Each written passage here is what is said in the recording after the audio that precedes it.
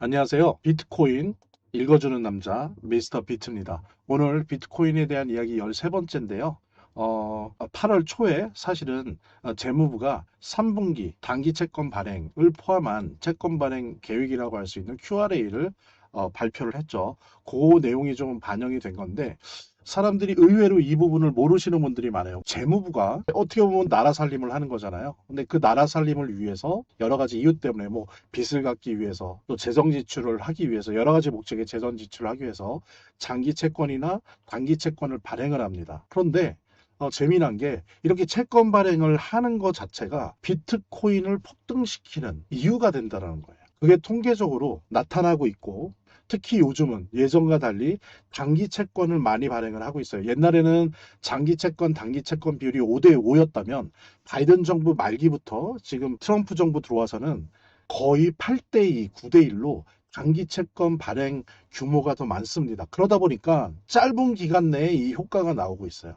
장기 채권이 거의 없다 보니까 뒤에서 말씀드리겠지만 이 채권 발행의 형태를 통해서 나중에 재정 지출을 하는 효과가 비트코인의 가격을 폭등시키는 그 시기가 대단히 앞당겨졌습니다. 그래서 여기 보면 8개월의 시차가 있다고 제가 적어 놓았는데 그래서 어떤 연유로 어떤 과정을 거치면서 이 재무부의 채권 발행이 비트코인을 약 8개월의 시차를 두고 폭등시키는지 그거를 통계적으로 구조적으로 밝혀드리는 공유하는 그런 시간 갖도록 하겠습니다.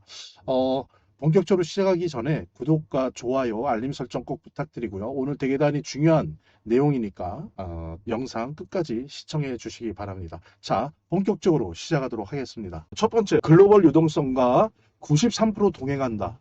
거의 한 몸이에요. 2010년부터 2026년 주간 데이터 기준으로 한 거예요. 자, 그럼 글로벌 유동성이라는 건 뭡니까? 첫째, 페드, 연방준비은행, 미국의 중앙은행이 얼마나 돈을 찍어내느냐. 그 다음에 22는 뭐예요? 유럽 중앙은행. 유럽 중앙은행이 유로를 얼마나 많이 찍어내느냐. 그 다음에 이 BOJ는 뭐예요? 요거는 일본 중앙은행. 일본 중앙은행이 엔화를 얼마나 찍어내느냐. 그 다음에 PBOC는 뭐예요? 요거는 중국 인민은행입니다. 그래서 중국이 위안화를 얼마나 찍어내느냐. 그러니까 중요한 건 4대 중앙은행의 대차대조표예요. 대차대조표 돈을 얼마나 발행했고 얼마나 회수했느냐. 요거의 표예요. 그러니까 요거를 보면 돈을 얼마나 찍어내고 있는지 혹은 긴축 재정 그러니까 돈을 얼마나 걷어들이고 있는지 이런 거를 알 수가 있거든요. 그래서 유동성 지수 구성은 요거다. 4대 은행의 대차대조표. 그 다음에 중요한 건 이걸 통해서 형성되는 미국, 유럽, 일본, 중국의 통화량, M2라고 하죠. 이 통화량이 어떻게 되냐. 이 통화량을 100%는 아니지만 상당 부분 규정하는 게 뭐예요? 중앙은행의 대차대조표죠. 그 다음에 미국의 민간은행의 신용. 신용이라는 게 원래 지급준비금이 있는데 지급준비금이 10인데 막 20을 막 돌아다니게 하고 100을 돌아다니게 하고 200을 돌아다니게 하고 이런 게 있죠. 그래서 이 신용으로 인해서 시중에 돌아다니는 돈이 얼마나 되느냐 이런 부분들이 말하자면은 글로벌 유동성이라고 할 수 있습니다. 그런데 더 중요한 게 있어요. 여러분들 글로벌 유동성이 아무리 좋아도 순 유동성은 반드시 높은 게 아니에요.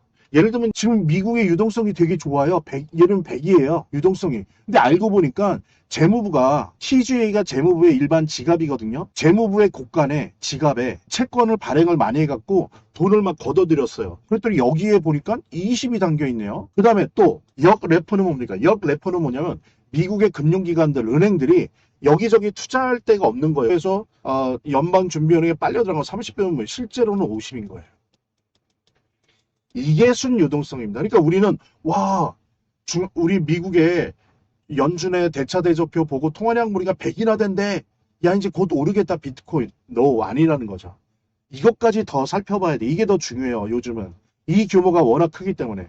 자 재무부가 어이구 20이나 빼갔네. 재무부 지갑이 20으로 빵빵하게 꽉 찼네. 보니까 역내포로 여기 대차대조표 보니까 연방준비은행이 미국 연방준비은행이 30이나 빨아들였네 시중자금을. 그럼 뭐야 50이라는 거네. 아유 이런 비트코인이 지금 유동성이 많더라도 풍부하더라도 오르지 않겠네. 이렇게 판단할 수 있는 거예요. 그래서 요즘은 이게 대단히 중요합니다. 비트코인의 현재와 미래를 전망하는 데 있어서 되게 중요하고요. 이게 왜 중요하냐면 이게 차트에 그렇게 반영이 안 돼요. 차트를 백날 봐도 이거는 알 수가 없어요. 이거는 실제로 표를 통계를 직접 내 눈으로 확인해야 되는 겁니다. 찾아보면 다 나와요. 그리고 재무부 연준 그 홈페이지 가면 다 나오는데 좀 귀찮아서 그런 거지. 예, 어쨌든 이게 되게 중요하고 직접적인 겁니다. 예, 그래서 유의할 거는 대신 93%라는 거, 요 글로벌 유동성과 비트코인이 93% 동행한다라고 하는 거는 인과관계 증명은 안 돼요. 왜냐하면 이거 외에도 규제, 이벤트, 투자 심리, 반감기 등 다양한 요인이 함께 작용하기 때문에 이것만으로는 볼 수는 없지만 단 알 수 있는 건 비트코인은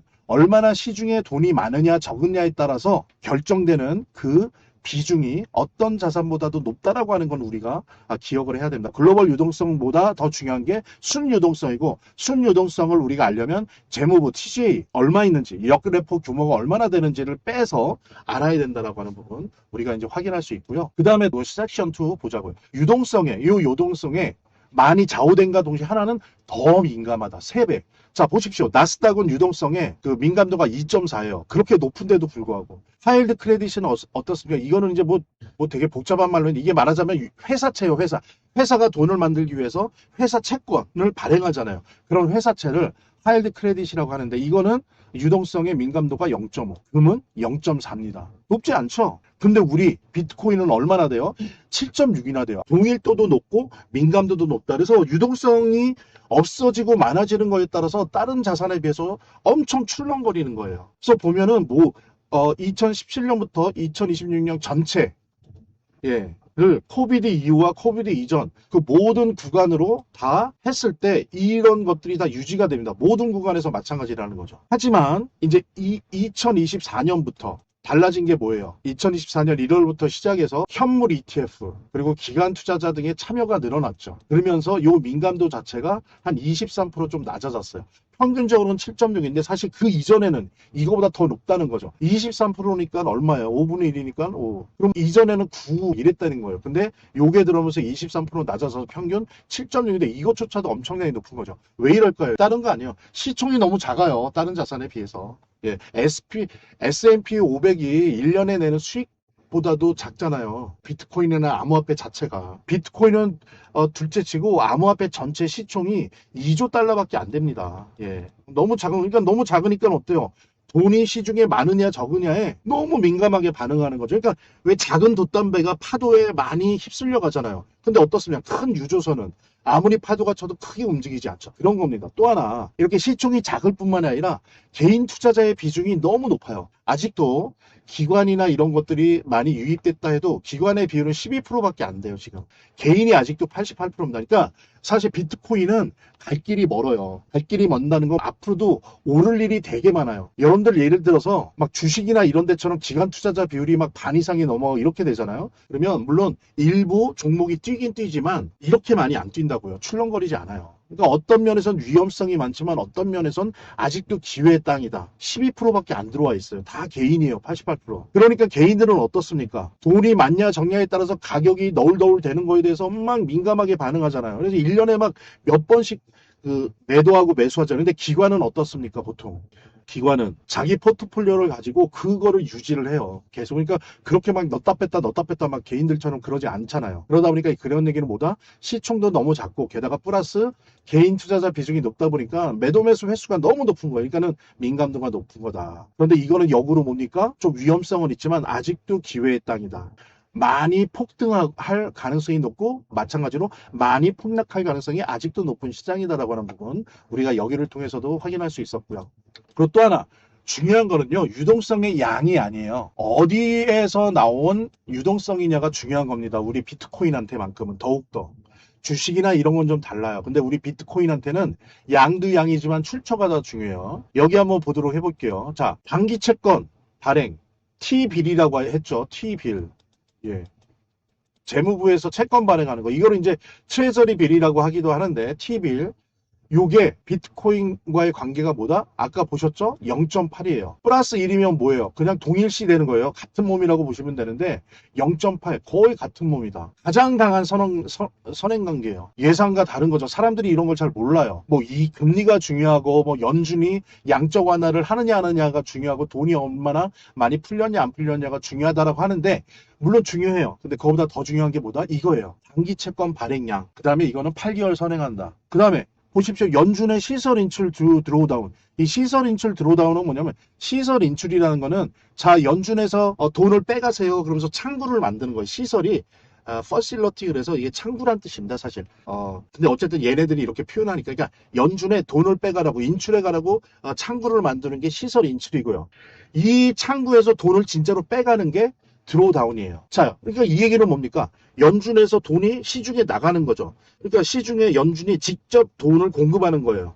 찍어내든지 아니면 기존에 돌아다니는 채권을 사서 현금을 돌아다니게 하든지 하여간 여러 가지 방법으로 연준이 돈을 시중에 공급하는 거는 0.54 물론 이것도 높은 거예요. 근데 보십시오. 의외죠. 단기 채권 발행보다도 약해요, 여러분들.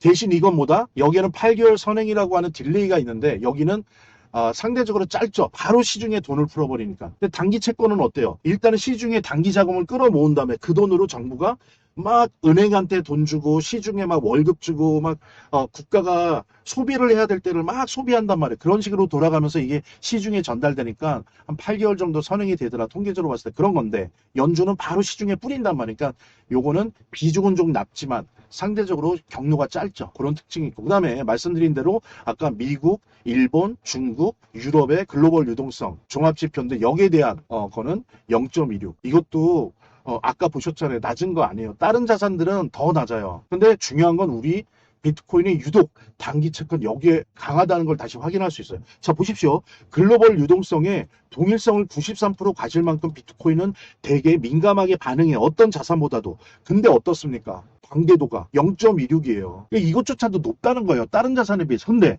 이게 0.16인데 단기 채권이 0.80이다? 이 얘기는 뭐냐면 그냥 한 몸으로 움직인다는 거예요. 탄전제 조건은 8개월 선행으로. 이걸 여러분들이 잘 보셔야 됩니다. 그 다음에 연준의 대차대조표. 이제는 이렇게 돈을 인출해 가는 것 뿐만이 아니고 돈을 찍어내고 달러를 발행하고 다시 그 발행할 달러를 다시 가지고 오고 이런 식의 행위들.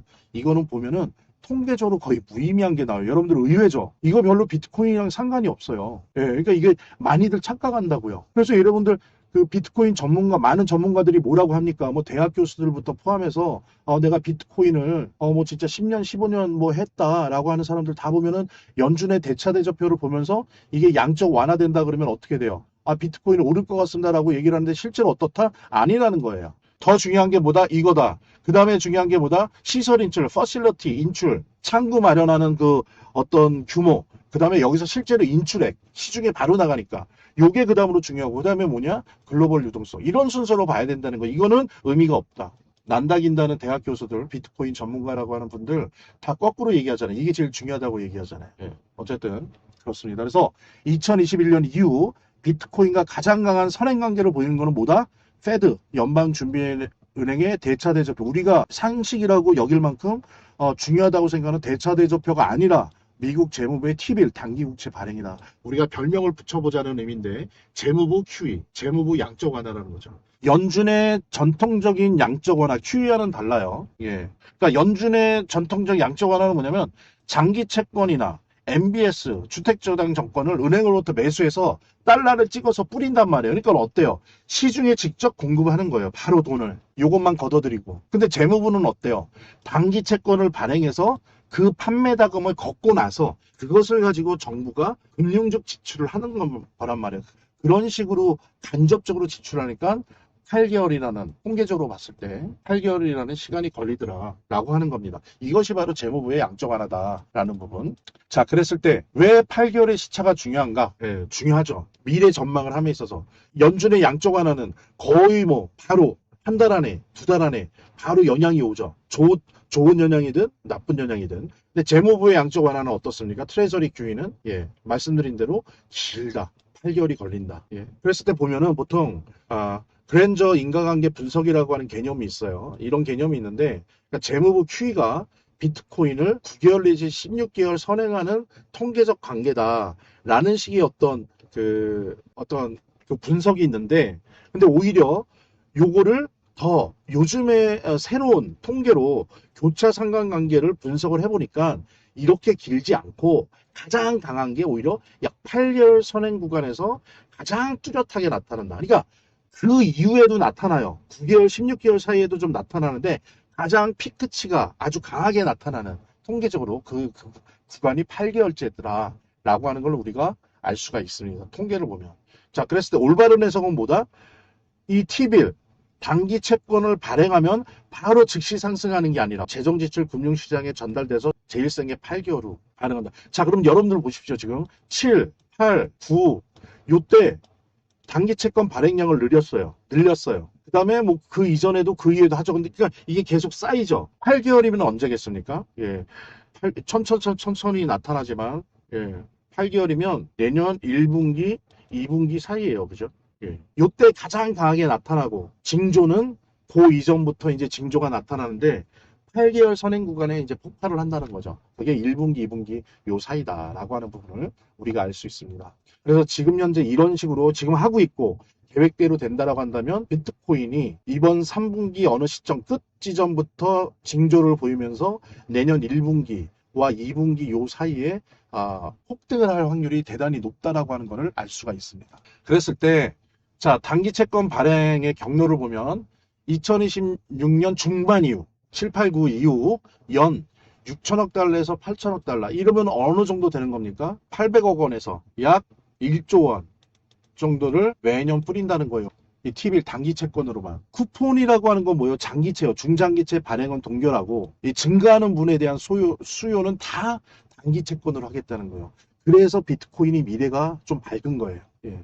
그랬을 때 6개월 차입이라는 건 뭡니까? 발행하는 거예요. 발행하는 거. 지금 보면은 3, 4분기 합쳐서 발행되는 게 약 1조 3,670억 정도. 예.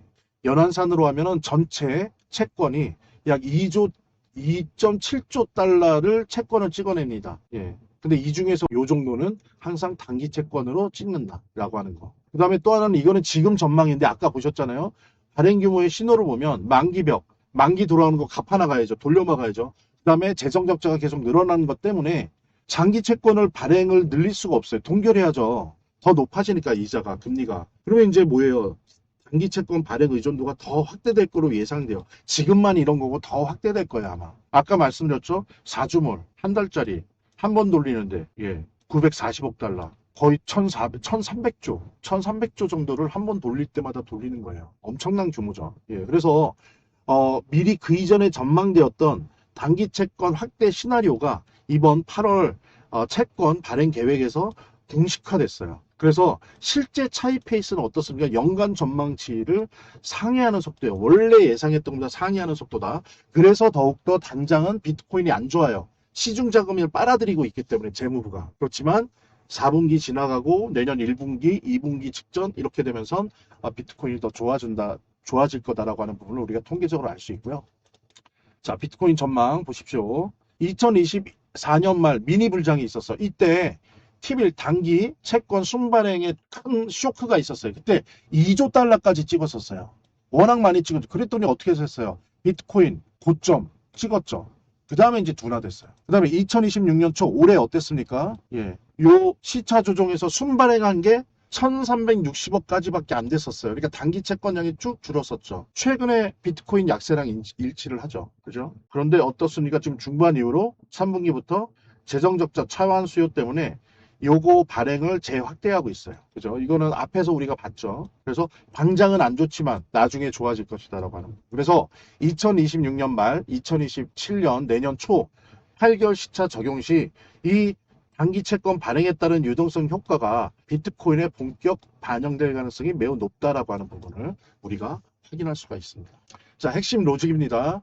대규모 부채 차환을 위해서 단기 채권 발행이 증가하고 그 다음에 이걸로 시중에 돈을 모은 다음에 재정 지출을 집행하고 이것이 다시 금융으로 들어가서 유동성이 확대되고 그 다음에 8개월의 시차를 가지고 비트코인의 상승 압력이 된다라고 하는 거. 근데 이런 상관선행 관계는 어떻습니까? 이런 상관선행 관계는 꼭 인과관계를 보장하는 건 아니에요. 그죠?